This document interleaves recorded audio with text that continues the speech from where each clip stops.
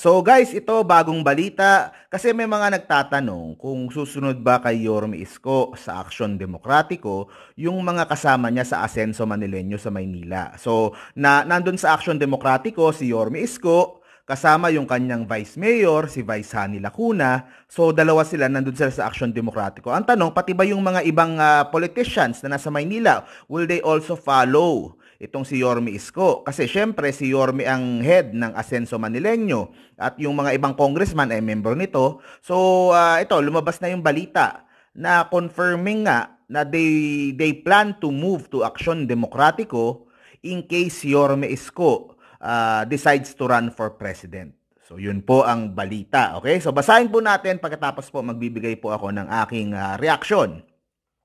So House Deputy Speaker and Manila 6th District Representative Bienvenido Abante will lead an exodus of lower house members from their respective political parties to join Aksyon Demokratiko if Yorme declares a bid for the presidency in the 2022 national elections. So Abante admitted to Manila Bulletin that he will support Moreno if he will run for president, although the lower house official is a member of the NUP. So naiwan doon sa NUP itong si Congressman Abante.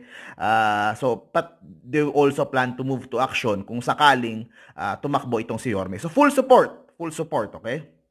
So two other Manila lawmakers, si Yul Servo Nieto ng District 3 and Rolando Valeriano ng District 2 are expected to follow Abante's lead in supporting Moreno's presidential bid.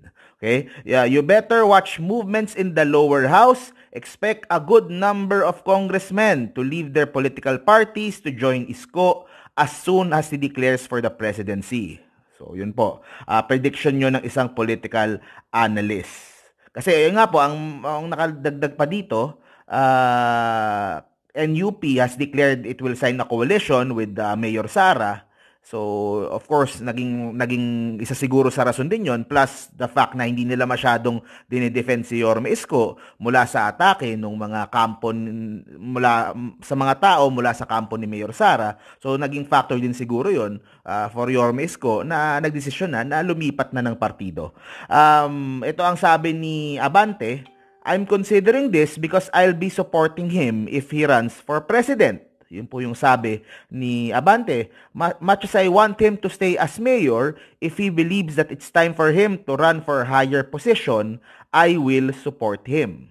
So yun po ang sinabi nitong si Congressman Bienvenido Abante ng District 6. So ito, ikukwento ko lang din na na-meet ko na tong si Congressman Abante, nakapunta na ako sa office niya. Harapin niyo dito sa vlog, meron akong interview sa kanya before. And he is a member of Asenso Manileño, and alam naman natin yung Asenso Manileño, napaka-solid na partido niyan. Sa konseho, sa Manila City Council, I think 35 out of 36 na councilors, solid Asenso Manileño. Maski yung mga makaerap nung huling eleksyon, lumipat na sa Asenso Manileño, nagkaisa sila at ang nangyari, mas magandang pagtakbo ng council. Napakaraming naipasang mga ordinansa nung very productive. Hindi naman magagawa ni Yorme Isko yung mga nagawa niya sa Maynila kung hindi napaka-supportive ng council, of course led by Vice Mayor Hani Lacuna and Majority Floor Leader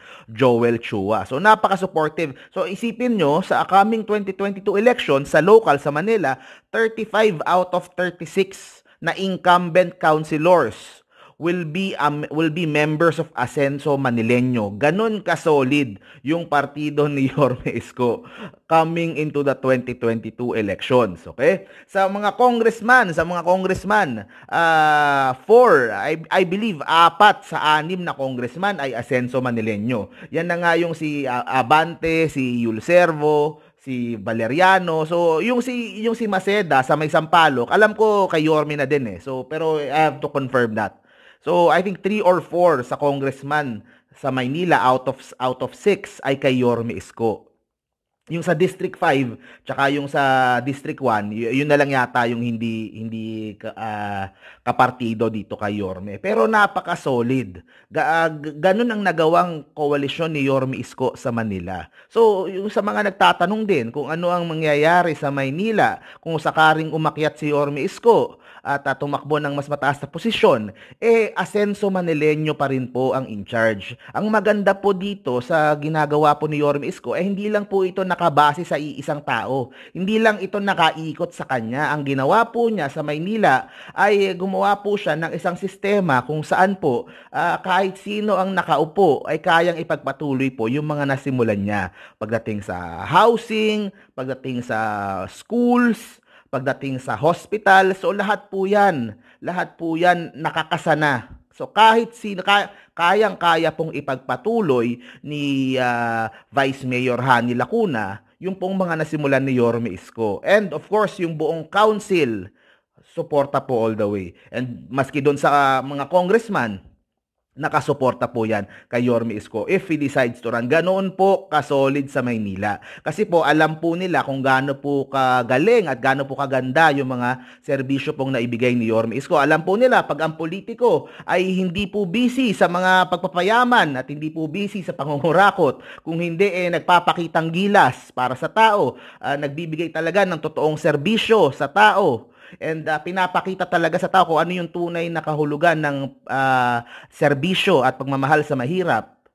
Alam po nila na talagang Yorme will have a very, very large say in Manila politics for the decades to come.